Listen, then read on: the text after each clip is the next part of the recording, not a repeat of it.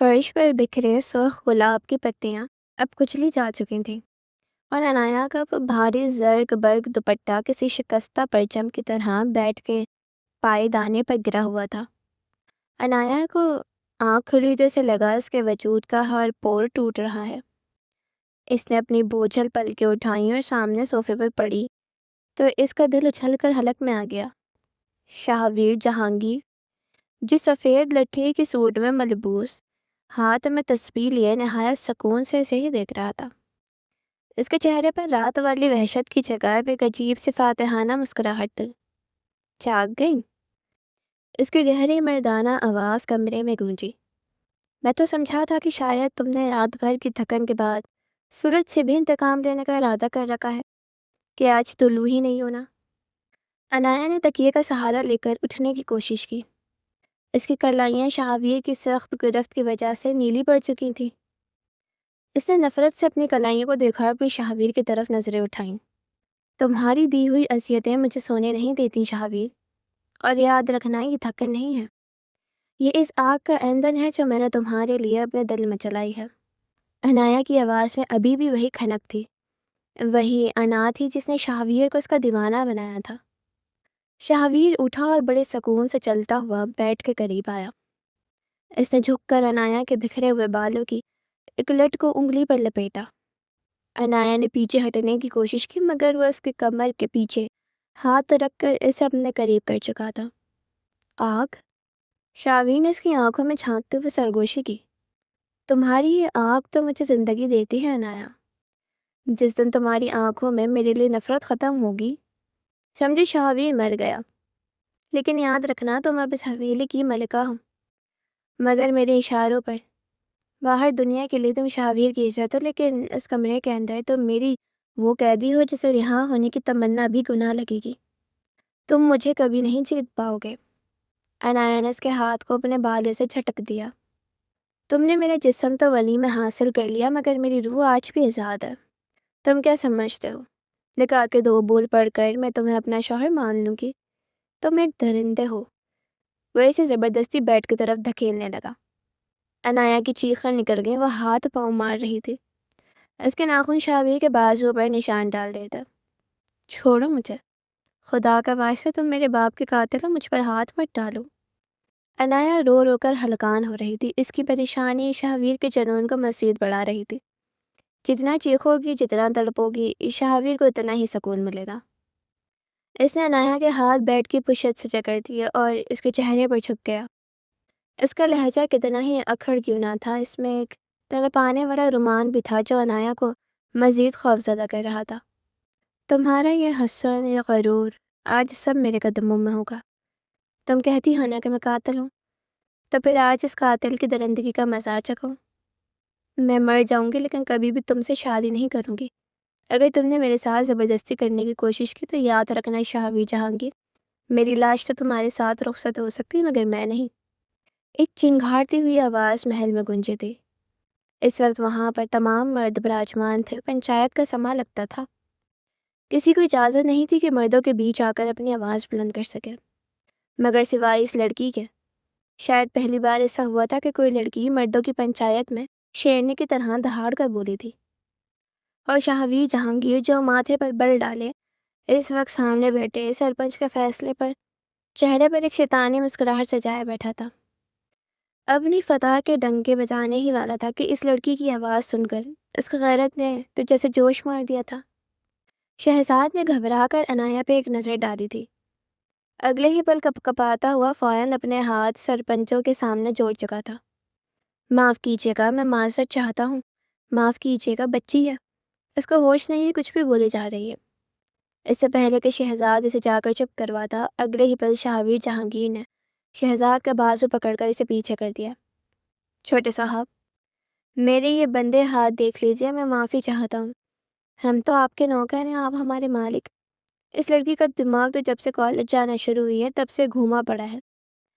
آپ فکر مت کیجئے، میں ابھی اس کو ٹھیک کرتا ہوں۔ یہ کیا؟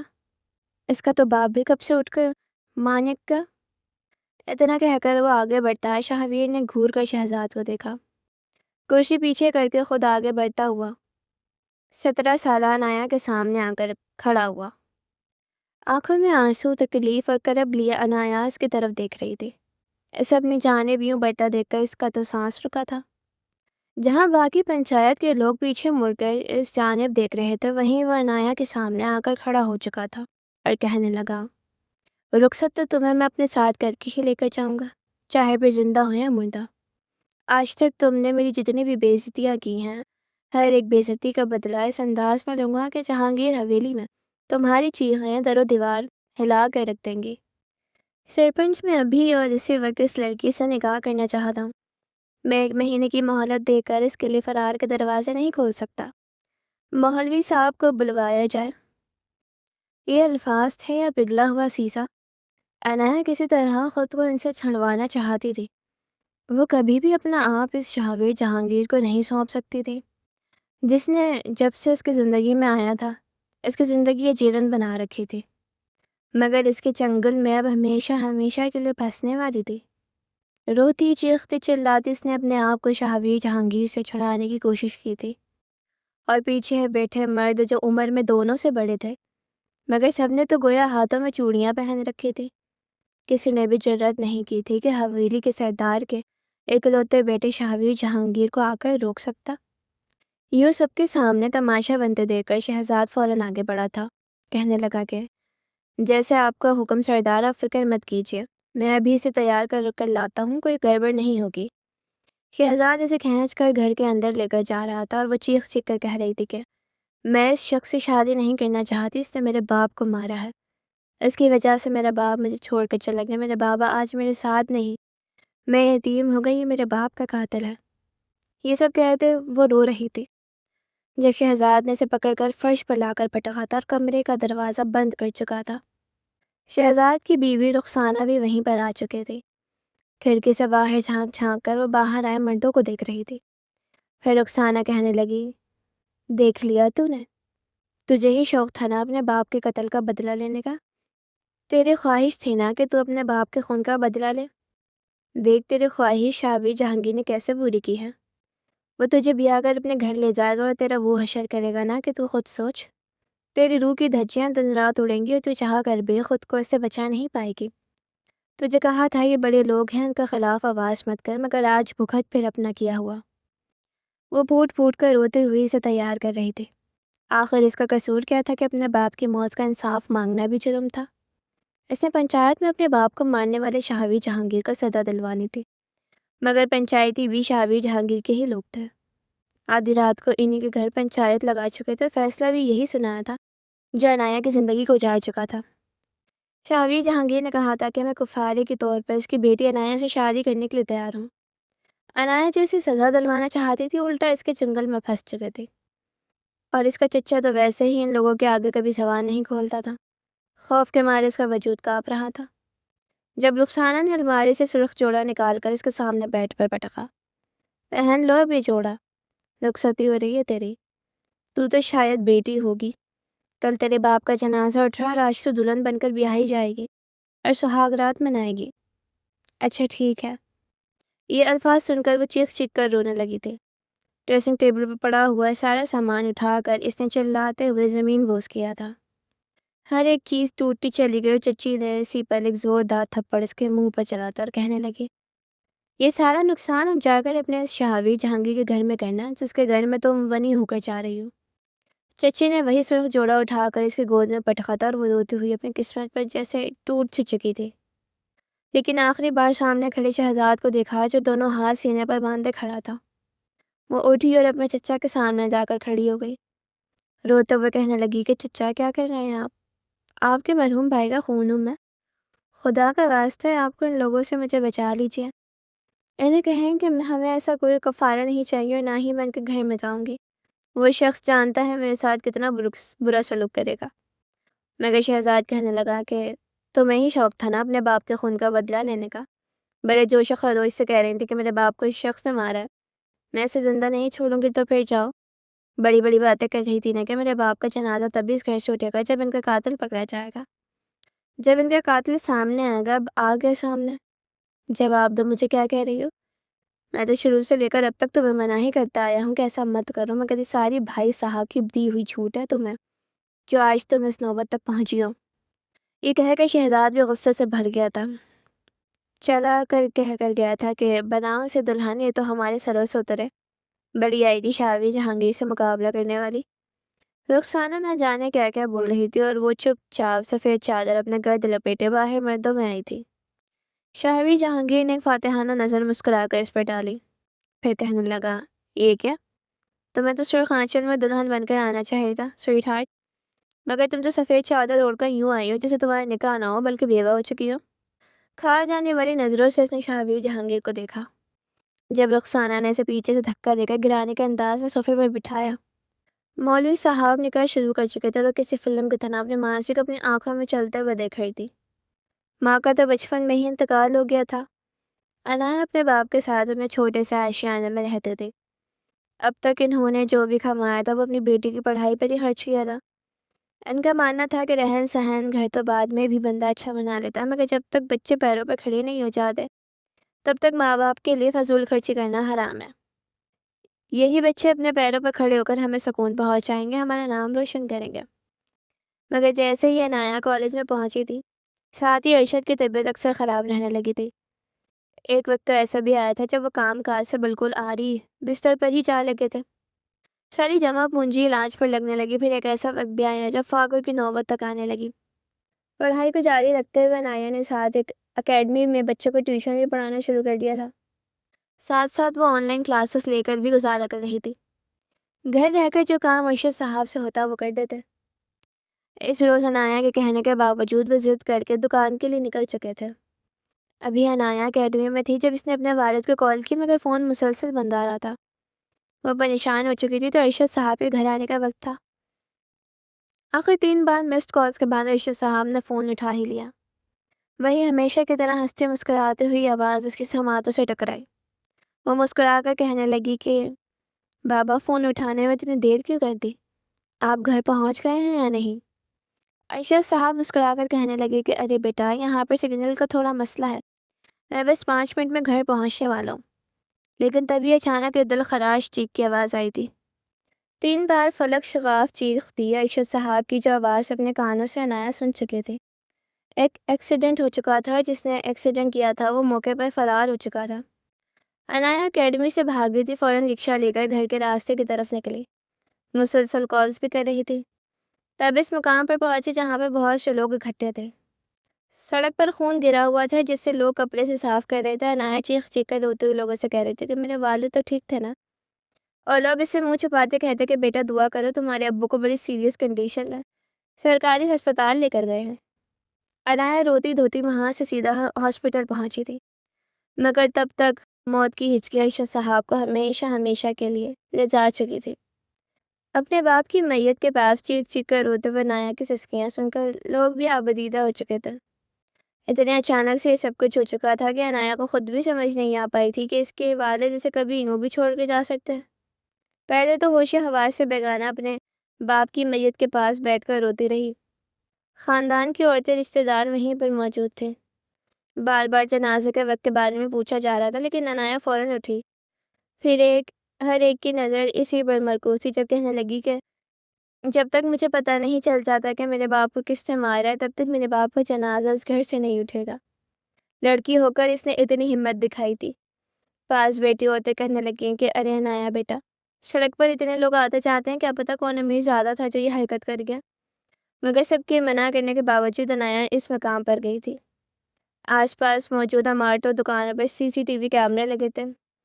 پولیس میں بس نے اطلاع کر دی تھی۔ جب پولیس کی مدد سے جا کر CCTV فوٹیجز دیکھی گئی تو گاڑی کا نمبر دیکھ کر عنایہ کے تو رونگٹے کھڑے ہو چکے تھے۔ بساختہ اس کے لبوں پر یہی نام آیا تھا، شاہوی جہانگیر۔ شاہوی جہانگیر کی گاڑی ہے۔ ادھر اس کے منہ سے شاہوی جہانگیر کا نام نکلا تھا اور وہیں دوسری جانب ساتھ کھڑا پولیس آفیسر اچھل کر پیچھے ہٹا تھا۔ ہڑبڑا کر کہنے لگا، او بیوی، کس کا نام لے رہی ہو؟ ارے وہ تو ہمارا بھی باپ ہے۔ باپ؟ کیا تمہیں سچ میں یقین ہے کہ شاہوی جہانگیر کی گاڑی تھی؟ عنایہ کی آنکھوں کے آگے تو کئی رنگ آ کر گھس گئے تھے۔ وہ کبھی سوچ بھی نہیں سکتی تھی کہ بدلے کی آڑ میں وہ اس حد تک جا سکتا ہے کہ اس کے باپ کو اس نوبت تک پہنچا دے۔ اور آج جس شخص سے وہ نفرت کرتی تھی، اس سے دور بھاگتی تھی، وہ اسے اپنی بیوی بنا کر نہ جانے کیسی کیسی اذیت سے دوچار کرنے والا تھا۔ نکاح ہو چکا تھا۔ نکاح کے بعد پنچایت کے سبھی مردوں نے مٹھائی کے ٹوکرے میں سے رس گلے اٹھا کر اپنے منہ میں ڈالے تھے، اور شاہویر جہانگیر کے تو تعریف کیے بغیر نہیں رہ پا رہے تھے۔ کہنے لگے کہ آپ نے تو آج اپنے باپ دادا کا نام روشن کر دیا۔ آپ نے اپنی غلطی کو جس انداز میں مانا ہے، یقین مانی جہانگیر خاندان کا نام روشن ہو چکا ہے۔ ہاں، کچھ لوگ تنقید ضرور کر رہے تھے کہ جہانگیر نے کمینہ سیز خاندان کی لڑکی کو اپنے گھر کی بہو بنا لیا اور اس سے اپنی نسل چلائی، مگر ہاں، آپ نے جب گناہ کیا تو اس کا کفارہ بھی ادا کر دیا۔ کچھ لوگ ایسی باتیں کر کے شاہویر جہانگیر کی طرف دیکھ رہے تھے، مگر وہ سب کو یکسر نظر انداز کرتا اپنی پہلو میں بیٹھی ہوئی اس لڑکی کو دیکھ رہا تھا جو پتھر کی مورت بنی دیوار کی طرف دیکھے جا رہی تھی، جس پر اس کے باپ اور چچا کی تصویر لگی ہوئی تھی۔ وہ لوگ تو وہاں سے جا چکے تھے، شاہویر جہانگیر بچا تھا، اور ساتھ اس کے کچھ خاص کارج۔ جب شاہویر مسکرا کر کہنے لگا کہ آخر تمہیں یہاں سے اپنا کوئی سامان اٹھانا ہے تو اٹھاؤ، میں باہر تمہارا انتظار کر رہا ہوں۔ وہ اگلے ہی پل قدم بڑھا کر سامنے لگی اس تصویر کی طرف بڑھی تھی اور زور سے تصویر کو دیوار سے دے مارا تھا۔ کانچ کے ٹکڑے زمین پر بکھر چکے تھے۔ رخسانہ اور شہزاد کھڑے ہی منظر دیکھ رہے تھے جب شہزاد آگے بڑھا کہنے لگا کہ یہ کیا پاگل پن ہے، تم نے اس تصویر کو کیوں توڑا؟ اگلے ہی پل وہ زخمی شیرنی کی طرح چلا کر اپنے چچا کی طرف بڑھی تھی، کہنے لگی کہ خبردار جس سے زیادہ ایک لفظ بھی آپ کے منہ سے نکلا، چچا کہتا ہے نا خود کو میرا، مگر کاش آپ میں تھوڑی سی بھی غیرت موجود ہوتی تو شاید آج آپ یوں اپنے مرحوم بھائی کی بیٹی کو ایک درندے کے سپرد نہ کر رہے ہوتے۔ آپ میرے باپ کے بھائی کہلانے کے لائق ہی نہیں ہیں۔ آپ نے میرا سودا کر دیا ہے، کاش میرا چچا ایک غیرت مند انسان ہوتا۔ لبوں پر مسکراہٹ تھی اور آنکھوں میں آنسو تھے جب اس نے زمین پر گری ہوئی فریم میں اپنے باپ اور چچا کی تصویر نکالی، اسے درمیان سے پھاڑ دیا۔ چچا کی تصویر کو وہیں پٹکا تھا اور اپنے باپ کی تصویر کو نشانی کے طور پر اپنے سینے سے لگایا باہر کی طرف مڑی تھی۔ کانچ کے ٹکڑے انگلیوں میں پیوست ہونے کی وجہ سے زخمی کر چکے تھے۔ خون بہتا ہوا کلائیوں تک جا رہا تھا اور وہ بت بنی شاہویر جہانگیر کی گڑھ میں بیٹھ چکی تھی۔ گاڑی جہانگیر حویلی کی طرف رواں دواں تھی اور شاہویر جہانگیر بار بار اس کے ہاتھوں سے نکلتے ہوئے خون کو دیکھ رہا تھا۔ جب برداشت نہ ہوا تو اپنے رومال سے اس کی کلائی کو صاف کرنے کے لیے اپنا ہاتھ آگے بڑھایا، مگر عنایا اپنی کلائی کھینچ چکی تھی۔ کہنے لگی کہ خبردار مجھے چھونے کی کوشش مت کیجیے گا۔ ابھی الفاظ اس کے لبوں سے نکلے تھے کہ شاہویر نے اسے کلائی سے پکڑ کر اپنے قریب کر لیا۔ وہ زخم اس کے یوں سختی سے پکڑنے پر عنایا کے روم کو تڑپا چکے تھے، مگر وہ برداشت کر گئی۔ آگے بیٹھے ڈرائیور خود میں ہی مگن گاڑی چلا رہا تھا اور شاہویر سے اپنے قریب کھینچ کر کمر میں ہاتھ ڈال کر اپنے چہرے کے قریب کر کے کہنے لگا، کب سے تمہاری بک بک سنے جا رہا ہوں۔ میں نے کہا تھا نا جتنی زیادہ میرے سامنے فضولیات بولو گی اتنی زیادہ سزا کی حقدار ہوگی۔ تمہیں کیا لگتا ہے اپنی اکڑ دکھا کر خود کو مجھ سے دور کرنے میں کامیاب ہو جاؤ گی؟ ہرگز نہیں، بڑے گہرے بدلے لینے ہیں تم سے، اور آج سے تو بدلوں کا آغاز ہوا جاتا ہے۔ کہا تھا تمہیں میں نے کہ اپنے بستر تک لے کر آؤں گا تمہیں۔ میرے بستر پر دلہن بن کر بیٹھی تم میرے ساتھ محبت بھرے لمحات کا انتظار کرو گی، تو دیکھو آج بالکل حلال جائز ہو کر میرے پہلو میں میرے سینے کے ساتھ لگ کر بیٹھی ہو۔ میرا ہاتھ تمہاری کمر پر گردش کر رہا ہے، میرے دل کو گستاخی کرنے کا بتاؤ ہے۔ ابھی بھی تمہیں لگتا ہے کہ تم میرے آگے کسی بھی طرح کا احتجاج کر کے مجھے خود سے دور کرنے کی صلاحیت رکھتی ہو؟ عنایا اس وقت اس کی باتوں پر بالکل معاف دماغ سے سوچ رہی تھی۔ ذہن میں بار بار بس یہی الفاظ آ رہے تھے کہ یہ شخص میرے باپ کا قاتل ہے، اس نے مجھ سے بدلہ لینے کے لیے میرے باپ کو مار دیا، اسے جان بوجھ کر میرے باپ کو ٹکر ماری۔ ارشد اپنی گاڑی سے اتر کر گاڑی میں آئی خرابی کو ٹھیک کرنے کے بعد نٹ نیچے کر کے گاڑی میں بیٹھنے والے تھے جب تک شاہویر جہانگیر نے ٹکر مار کر سب کچھ تباہ کر دیا تھا، عنایا کی زندگی اجاڑ دی تھی۔ عنایا کی آنکھوں سے موٹے موٹے آنسو گرے تھے جب جہانگیر حویلی میں آ کر گاڑی رک گئی۔ اس نے وہی خون سے بھرا ہاتھ پکڑا اور عنایا کو گھر کے اندر لے کر آیا۔ سامنے بیٹھی تھی حمینا خاتون جو اس وقت فون پر اپنی بہن سے باتوں میں مصروف تھی، اپنے بیٹے کو سفید چادر میں لپٹے ہوئے ایک لڑکی کے ساتھ دیکھ کر ماتھے پر بل پڑ چکے تھے۔ فون بند کیا اور اپنے کاندھے پر ڈالی ہوئی شال کو ٹھیک کرتے ہوئے آگے بڑھی کہنے لگی، شاہویر یہ لڑکی کون ہے؟ ان کی نظریں تو ہاتھ پر ٹک چکی تھی جس پر شاہویر جہانگیر کا خون سے لت پت رومال بندھا ہوا تھا، اور وہ ہاتھ شاہویر کے ہاتھ میں تھا۔ اگلے ہی پل شہابیر بغیر کسی خوف اور ڈر کے کہنے لگا کہ بہو ہے آپ کے بیٹے نے اس لڑکی سے نکاح کر لیا ہے جس نے اس پر یہ الزام لگایا تھا کہ میں نے اس کے باپ کو مارا ہے۔ تہمینہ خاتون کے تو چہرے کی ہوائیاں اڑ چکی تھیں۔ تم اس کمین لڑکی کو اس گھر کی بہو بنا کر کیسے لا سکتے ہو؟ یہ 2 ٹکے کی لڑکی جہانگیر حویلی کی بہو بنے گی؟ عنایت جو پہلے ہی بڑی مشکل سے ضبط کر کے کھڑی تھی، تہمینہ خاتون کی منہ سے یہ الفاظ سن کر انگلی اٹھا کر وہ کہنے لگی، 2 ٹکے کی؟ آپ کی یہ شان ہے یہ حویلی اور آپ کا یہ 2 ٹکے کا ایٹیٹیوڈ ہے جو آپ دکھا کر سمجھ رہی ہیں کہ آپ کے رگوں میں ایک اعلیٰ نسل کا خاندان کا خون دوڑ رہا ہے۔ تہمینہ خاتون کو تو لگا جیسے ابھی انہیں ہارٹ اٹیک آ جائے گا۔ شاویر کو تو اس لڑکی کی ہمت پر واقعی حیرت ہوئی تھی، مگر اس بار اس نے لحاظ نہیں کیا تھا۔ وہ سب کچھ برداشت کر سکتا تھا، لیکن اپنی ماں کے ساتھ کی جانے والی بے عزتی کو وہ ہرگز برداشت نہیں کر سکتا تھا۔ فوراً اپنا ہاتھ آگے بڑھا کر عنایت کے منہ کو دبوچ لیا اور جا کر دیوار سے لگایا تھا۔ لڑکی، تم نے میری ماں کے ساتھ بدتمیزی کرنے کے بارے میں سوچا بھی کیسے؟ یہ شہابیر جہانگیر کی ماں ہے، ان کے سامنے کوئی اونچی آواز میں بات تک نہیں کر سکتا۔ تمہاری ہمت کیسے ہوئی میری ماں کو اس طرح بلانے کی؟ عنایت نے اپنی گردن پر ہاتھ چھڑوایا نہیں تھا، بلکہ اسے جنون کے ساتھ اپنے دونوں ہاتھ شہابیر جہانگیر کے حلق پر رکھے تھے۔ گردن دبا کر کہنے لگی، شہابیر جہانگیر، تمہیں بھی کوئی حق نہیں تھا میرے باپ کو مارنے کا۔ میں نے تو تمہاری ماں سے اونچی آواز میں بات کی تو تمہارا ہاتھ میری گردن پر آ گیا، تو پھر سوچو میرے دل میں کیا کیا چل رہا ہوگا۔ میں تمہارے خون سے اپنے ہاتھ رنگے ہوئے دیکھنے کے لیے کتنی بےتاب ہوں گی۔ اس لڑکی کی آنکھوں میں بھڑک رہے شعلوں کو دیکھ کر شہابیر جہانگیر کی گرفت ڈھیلی پڑ چکی تھی۔ فوراً اس نے اپنی نظریں پھیر لیں، جیسے ہمت ہی نہ رکھتا ہو عنایت کی نظروں میں دیکھنے کی۔ اگلے پل بازو سے پکڑ کر اپنے کمرے میں لے آیا تھا اور کمرہ لاک کر چکا تھا۔ کہنے لگا، تمہیں اس گھر میں ساری زندگی میری غلام بن کر رہنا ہوگا۔ میں جب چاہوں گا تمہارا استعمال کروں گا، میرے اشارے پر تمہیں چپ چاپ میرے پاس میرے بستر بنانا ہوگا۔ ذرا سی بھی چون چرا کی یا بدتمیزی کرنے کی کوشش کی تو یاد رکھنا، میں یہ بھی بھول جاؤں گا کہ تم اپنے باپ کے مارے جانے پر افسردہ ہو۔ لحاظ کر رہا ہوں تمہارا لڑکی، کیونکہ تم اس وقت شدید صدمے سے دوچار ہو، میری نرمی کا ناجائز فائدہ مت اٹھاؤ۔ اس کے الفاظ عنایت کے سر کے اوپر سے گزر رہے تھے۔ وہ ایک جانب صوفے پر بیٹھی اور کتنی دیر فرش پر نظریں گاڑی دیکھتی رہی۔ کیا کچھ سوچا تھا اس نے زندگی میں، اور کیا کچھ ہو چکا تھا۔ اسے تو شہابیر جہانگیر سے شدید نفرت تھی، اس کا لوفرانہ انداز، بار بار روب جمانا، اسے تو شروع سے ہی ایسے لوگوں سے شدید چڑھ تھی جو اپنی دولت کے نشے میں الٹے سیدھے کام کرتے پھرتے تھے اور اپنی دولت پر غرور کرتے تھے، اس پر اتراتے پھرتے تھے۔ ایک بار کالج میں ہی شہابیر جہانگیر کو بطور مہمان خصوصی بلایا گیا تھا۔ تب سے ہی تو شہابیر جہانگیر کی نظریں اس پر مرکوز ہو چکی تھیں، مگر بھلے ہی وہ ایک امیر کبیر شخص تھا، 28 سالہ نوجوان تھا، لیکن عنایت کی نظر میں اس کی کوئی اہمیت نہیں تھی۔ اس روز جب وہ کالج سے نکلی تو شہابیر جہانگیر نے اسے اپنی گاڑی میں بیٹھ کر ساتھ جانے کو کہا تھا۔ وہ معصوم بھولی سی لڑکی شہابیر جہانگیر کی نیکی کو سمجھتے ہوئے فوراً اس کے ساتھ گاڑی میں بیٹھ گئی، تو شہابیر کے چہرے پر مسکراہٹ تھی۔ جب اگلے پل اس نے کہا تھا کہ میں تم سے محبت کرنے لگا ہوں، مجھے لگتا ہے کہ شاید تم شہابیر جہانگیر کو پہلی بار کسی لڑکے سے محبت ہو گئی ہے، کیا تم میری گرل فرینڈ بنو گی؟ یہ الفاظ تھے یا شاید گالی جو کسی تماچے کی طرح عنایت کو پڑے تھے۔ وہ چلا کر بولی تھی کہ گاڑی روکیے، میں تو آپ کو ایک اچھا شخص سمجھ رہی تھی، مگر آپ اتنے گرے ہوئے نکل سکتے ہیں کبھی سوچا نہیں تھا۔ کالج میں پہلے ہی ایک لڑکا تھا جسے وہ پسند کرتی تھی۔ شہابیر جہانگیر اپنی بے عزتی بھول نہیں سکتا تھا۔ چند روز بعد جب شہابیر دوبارہ اس راستے سے گزرا تو اس نے عنایت کو ایک لڑکے کے ساتھ دیکھا۔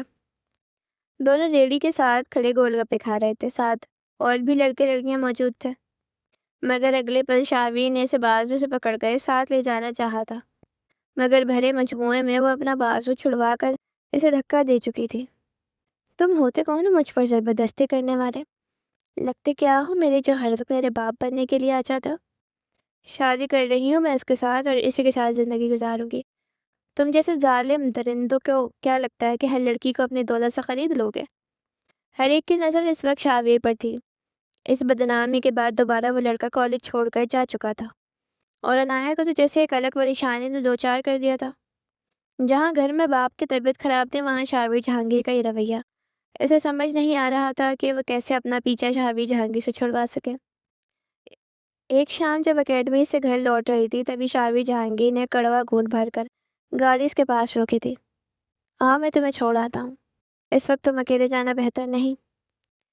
مگر وہ پھر بھی اس کے ساتھ اس کی تصحیح کر چکی تھی، کہنے لگی کہ اور بھی عورتیں لڑکیاں ہیں جو اکیلے گھر جا رہی ہیں، بیچاری کا کوئی سہارے نہیں ہے، نوکری کے لیے در بدر پھر نہیں ہے، آپ ان کو کہیں اچھی جگہ نوکری کیوں نہیں دلوا دیتے؟ یہ ساری مہربانی مجھ پر ہی کیوں؟ اس وقت وہاں پر ایسا کوئی بھی شخص موجود نہیں تھا۔ شاوی صاحب نے اسے پکڑا اور درختوں کی اوٹ میں بچا کر اسے بالکل اپنی باہوں میں لے لیا تھا۔ چہرے کے قریب چہرہ لے جا کر کہنے لگا، وہ اس لیے کیونکہ میں تم پر دل ہار بیٹھا ہوں، اس علاقے کی ہر لڑکی پر نہیں۔ بہت جلد تمہیں دلہن بنا کر اپنے بستر تک لے جاؤں گا، اگر تم ایسے نہیں مان رہی تو ویسے ہی صحیح، مگر یاد رکھنا تم سے اپنی بے عزتیوں کا بدلہ میں کس طرح لیتا ہوں۔ مزید شاوی جہانگیر کچھ کہتا وہ اپنے بیگ سے پین نکال کر اس کے کندھے میں پیوست کر چکی تھی۔ اس کے بعد وہ 2-3 بار پین کے چوکے اس کے کاندھے، سینے اور چہرے پر مار کر وہاں سے بھاگ گئی تھی۔ شاید اس کا بدلہ تھا جو شاوی جہانگیر نے اس کے باپ کو مار کر لیا تھا۔ وہ ایک جانب بیٹھی پتھر کی مورت بنی تھی جب شاوی جہانگیر نے ترچھی نگاہ اس پر ڈالی تھی، اور پھر بیڈ پر نیم دراز بیٹھتے ہوئے کہنے لگا، اگر تو بہت ہے تم میں لڑکی، لیکن میرے سامنے تم پھر بھی ہار مان ہی چکی ہو۔ یہاں میرے پاس آؤ، آج سہاگ رات ہے نا ہمارے، یہاں میرے پاس آ کر میرا دل بہلاؤ۔ نیم دراز بیٹھا وہ سب بڑے غور سے دیکھ کر کہہ رہا تھا، جبکہ وہ خونخوار نظروں سے اسے دیکھ رہی تھی۔ جب شاوی نے اپنی نظریں اس سے نہ ہٹائیں تو وہ غصے سے اٹھے کمرے کی ایک ایک چیز اتھل پھتل کرنے لگی۔ ڈریسنگ ٹیبل پر پڑی ہوئی مہنگی ترین پرفیوم، گلدان، ٹیبل، یہاں تک کہ الماری کھول کر اس میں رکھے ہوئے جتنے بھی کپڑے تھے، ہر ایک چیز کو وہ اٹھا کر الماری سے باہر پھینک چکی تھی۔ 2-3 شرٹس کو وہ کھینچ کر پھاڑ بھی چکی تھی، مگر وہ مطمئن سا بیٹھا اپنے خوبصورت چہرے پر مسکراہٹ سجائے سے دیکھ رہا تھا۔ وہ رو بھی رہی تھی اور کسی طرح اپنے غصے کو نکالنے کی بھی کوشش کر رہی تھی۔ اس کے ہاتھ پر جہاں کانچ پیوست ہوا تھا وہاں سے ایک بار پھر سے خون رسنے لگا تھا۔ تکلیف کی وجہ سے وہ فرش رو کر کہہ رہی تھی، کیوں ہوں میں اتنی بے بس، آخر کیوں؟ کیا میں اپنے باپ کو مارنے والے سے بدلہ بھی نہیں لے سکتی؟ گہری سانس خارج کر کے شاویر نے اسے دیکھا تھا، اس کے قریب آیا اور اپنا ہاتھ اسے کاندھے پر رکھنا چاہا، مگر وہ اسے جھٹک چکی تھی۔ مجھے چھونے کی کوشش مت کرنا۔ شاویر نے اس کے زخمی ہاتھوں کو دیکھا، پھر کہنے لگا، بے وقوف لڑکی، آدھا سچ جان کر کبھی بھی فیصلہ نہیں کرنا چاہیے۔ اس وقت تم پر تمہاری حالت پر مجھے رحم آ رہا ہے، ترس آ رہا ہے مجھے تمہاری حالت پر۔ وہ کہنے لگی کہ مجھے آپ کے ترس کی ضرورت نہیں ہے، اپنا یہ ترس اپنے پاس رکھیے، اپنی یہ ہمدردیاں کسی اور کو دکھائیے گا، میں آپ کو کورٹ میں لے کر جاؤں گی، عدالت میں آپ کے خلاف کیس کھلواؤں گی، گاؤں والے پنچایت بھلے ہی آپ کے ساتھ نمک حلالی کر چکے ہیں، لیکن کوئی تو میرے باپ کے ساتھ انصاف کرے گا۔ میرا باپ جس نے آج تک کسی کو ماتھے پر بل ڈال کر نہیں دیکھا تھا، ان کی اچھائیوں کی تعریف ہر کوئی کرتا تھا، اور ابھی بھی میرے باپ کی قبر کی مٹھی بھی نہیں سوکھی اور میں نہیں کہ قتل کے ساتھ بیوی بن کر بیٹھی ہوں۔ شاہویر کچھ پل اسے دیکھتا رہا، پھر اسے اٹھا کر بیڈ پر لایا تھا اور اس کے ہاتھ پر ہوئے زخم پر مرہم کرنے لگا، کہنے لگا کہ ہوش و حواس سے کام لو، تم نے میری گاڑی دیکھی تو صحیح، مگر کیا پتا تمہیں پتا بھی ہے کہ اس وقت گاڑی میں موجود کون تھا؟ گاڑی تو میری تھی لیکن اسے چلا میرا ڈرائیور رہا تھا۔ گاڑی کی بریک فیل ہو چکی تھی، اس نے روکنے کی بہت کوشش کی مگر وہ رک نہ سکی۔ جس وقت تم نے اپنے باپ کو کال کر رکھی تھی، اس سے پہلے کیا تم نے یہ نہیں دیکھا کہ بار بار ہارن بجا کر میرے ڈرائیور نے سامنے سے ہٹنے کو کہہ رہا تھا؟ آدھا سچ جان کر کتنا بڑا تماشا کر دیا تم نے لڑکی، شاویر پر الزام لگا دیا۔ یہ کہہ کر شاویر نے اپنی جیب سے موبائل نکالا تھا اور وہ سن دماغ کے ساتھ اسکرین پر دیکھ رہی تھی۔ ایسے جن عمارتوں کی ویڈیوز لی تھی وہاں پر تو سب کچھ واضح دکھائی دے رہا تھا، مگر مزید سڑک پر اس گاڑی کے ساتھ کیا ہوا تھا وہاں کسی CCTV فوٹیج شاویر سے دکھا رہا تھا۔ جب گاڑی پوری سپیڈ کے ساتھ آگے بڑھی گئی تھی اور ڈرائیور اپنا ہاتھ ہلا کر سامنے آنے والے کو ہٹنے کا کہہ رہا تھا، ایک وقت ایسا بھی آیا جب گاڑی خالی عمارت سے جا کر ٹکرائی۔ ڈرائیور اس سے پہلے ہی کود چکا تھا اور گاڑی کا اگلا حصہ بالکل ہی ٹوٹ چکا تھا۔ یہ دیکھ کر تو جیسے انایا کو یقین نہ آیا تھا، وہ بے یقینی سے بار بار اس ویڈیو کو دیکھ رہی تھی اور اندر ہی اندر شرمندگی پنپنے لگی تھی۔ ایسے شک کی بنیاد پر جس شخص کے خلاف اتنا بڑا پروپیگنڈا کیا، وہ شخص تو اس میں بے قصور تھا۔ اپنے باپ کی موت سے لے کر اب تک نہ جانے کتنی ہی باتیں جو اسے سنا چکی تھی۔ شرمندگی کیا ہوتی ہے اس وقت اسے صحیح معنی میں محسوس ہو رہا تھا، مگر وہ چپ چاپ اس ویڈیو کو دیکھ کر ایک بار پھر پھوٹ پھوٹ کر رو چکے تھے۔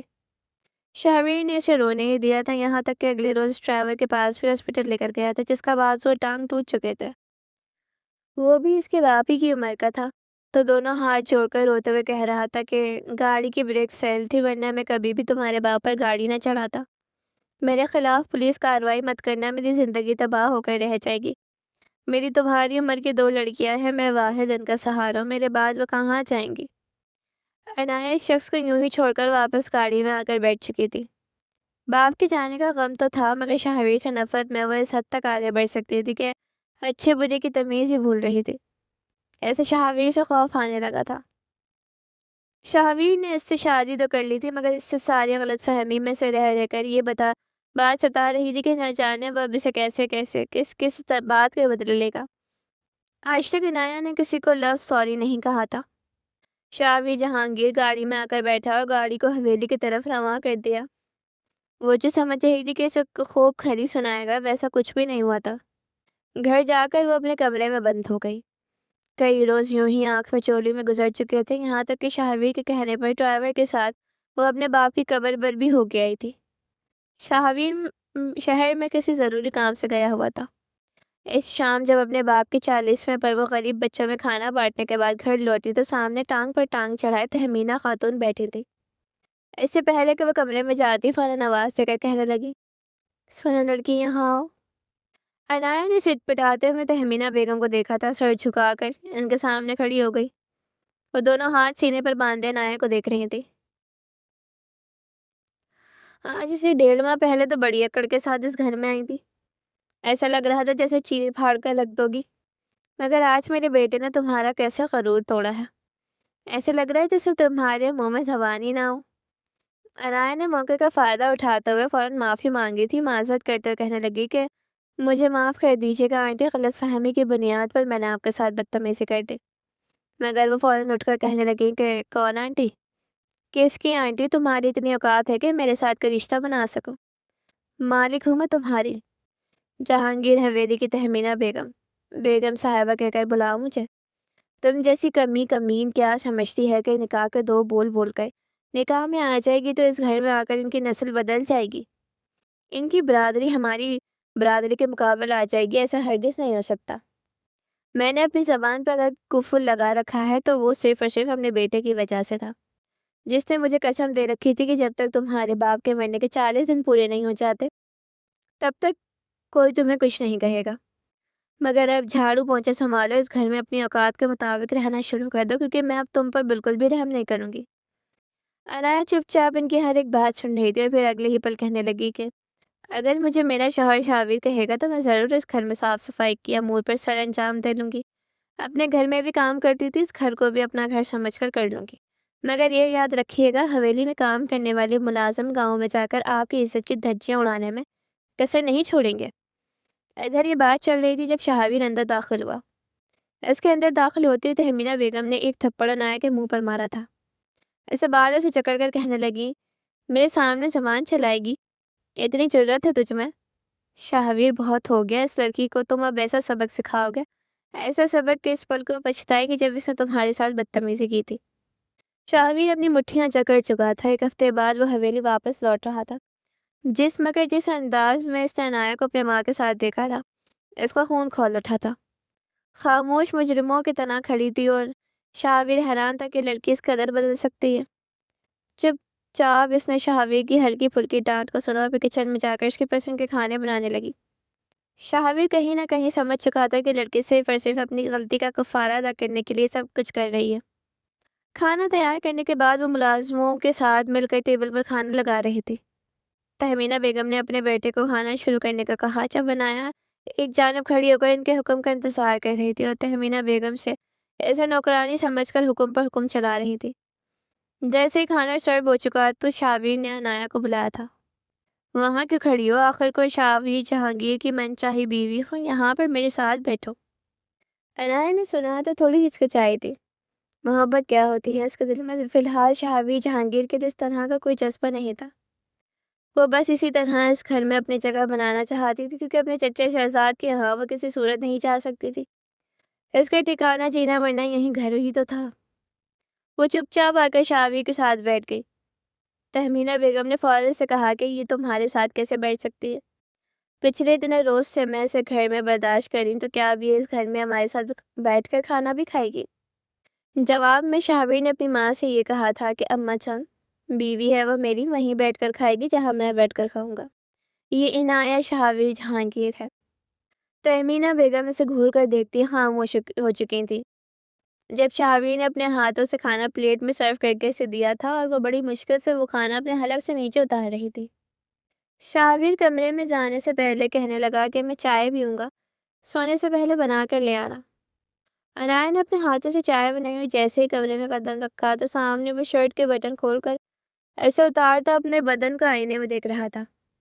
یہ منظر دیکھ کر عنایت ہچکچا سی گئی۔ اس کے گال سرخ دال ہو چکے تھے، دل کی دھڑکن تیز ہوئی تھی۔ کپ کپاتے ہوئے ہاتھوں سے اس نے چائے کا کپ اس کی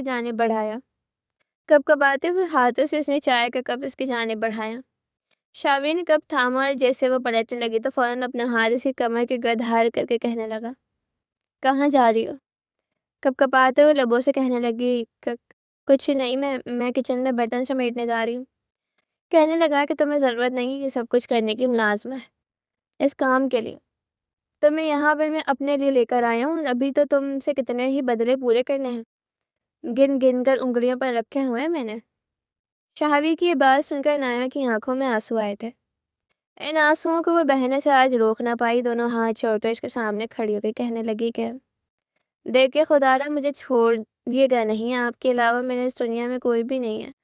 اگر آپ مجھے چھوڑ دیں گے، میں نہیں جانتی کہ آپ میرے ساتھ کیا کریں، لیکن میں ایک اچھی گھرانے سے تعلق رکھنے والی لڑکی ہوں۔ لڑکوں کے ساتھ دوستی کرنا، ان کے ساتھ وقت گزارنا میری فطرت میں شامل نہیں تھا۔ کالج میں وہ لڑکا تھا جو مجھ سے شادی کے دعوے کرتا تھا، میں نے سوچا تھا کہ شاید وہی میرا جیون ساتھی بنے گا۔ اگر میری نیت میں کھوٹ ہوتا تو میں اس کے ہوتے ہوئے آپ کے ساتھ اپنے مراسم بڑھا لیتی، مگر میں نے ایسا نہیں کیا۔ مجھے نہ جانے کیوں لگتا تھا کہ جیسے آپ میرے ساتھ کچھ غلط کرنے کے ارادے سے میرے پاس آتا ہے۔ میں بس خود کو آپ سے بچا کر رکھنا چاہتی تھی، اس لیے میں نے سب کچھ کیا تھا۔ مگر خدا نے جو سدد دینا چاہتے ہیں دے لیں، میرے ساتھ کچھ ایسا مت کیجیے گا کہ دنیا بھر کے سامنے میں رسوا ہو کر رہ جاؤں۔ عنایت کو یوں بچے کی طرح روتا دیکھ کر شاویر نے تو جیسے جھرجھری سی لی تھی، آگے بڑھ کر فوراً سے اپنے سینے سے لگا لیے، کہنے لگا کہ بس کر دو پگلی، کتنا روگی اور مجھے رلاؤ گی؟ تم جانتے بھی ہو مجھ پر کیا بیتی ہے۔ میں خود کو تم سے کتنی مشکل سے دور رکھ رہا ہوں، اپنا رویہ تمہارے ساتھ سخت کر رہا ہوں۔ میں بس یہی چاہتا تھا کہ تمہیں احساس ہو کہ تم نے جو کیا غلط کیا۔ شاویر جہانگیر، تمہیں پہلی بار دیکھ کر ہی تم پر دل ہار بیٹھا تھا۔ تمہیں پانے کے لیے کچھ بھی کر سکتا تھا، پھر جب تم نے اتفاق سے الزام ہی مجھ پر لگایا تو میں کیوں کر تمہیں چھوڑ دیتا؟ میں کیوں تمہیں سزا دوں گا؟ تمہیں تکلیف میں دیکھ کر میں خود تکلیف محسوس کرنے لگتا ہوں۔ شاویر کی یہ الفاظ عنایت کے دل میں ایک دم سے محبت کے دیپ جلانے لگے تھے۔ کتنی دیر وہ اس سے محبت بھرے لہجے میں باتیں کرتا رہا۔ عنایت کی نظر اس کے کاندھے پر پڑی، جہاں 3 بار پین کے نب مارے جانے کے نشان تھا۔ بے ساختہ وہ اپنے لب اس مقام پر رکھ کر کان پکڑ کر معافی مانگنے لگی، اور شاویر ہنس کر کہنے لگا، تمہیں تو سب فون بھی معاف ہے میری تیکھی مرچی، اور پھر اسے اپنے باہوں میں بھر کر بیڈ پر لے آیا۔ کہنے لگا، میں سارے بدلے تو اب تم سے یہیں پر لوں گا۔ ہچکچاتے ہوئے عنایت نے اپنی آنکھیں بند کر دی تھی، جسے وہ اپنا آپ سونپ چکی ہو۔ شاویر کی آنکھیں انوکھی محبت نے عنایت کو مکمل طور پر سرشار کر دیا تھا۔ وہ سارا ڈر، وہ ساری غلط فہمیاں تو اس رات میں دھل چکی تھیں۔ وہ جو اس کے سائے سے بھی ڈر کر رہتی تھی، اس کے باہوں میں محبت کے لمحات گزارنے کے بعد پرسکون انداز میں سو چکی تھی۔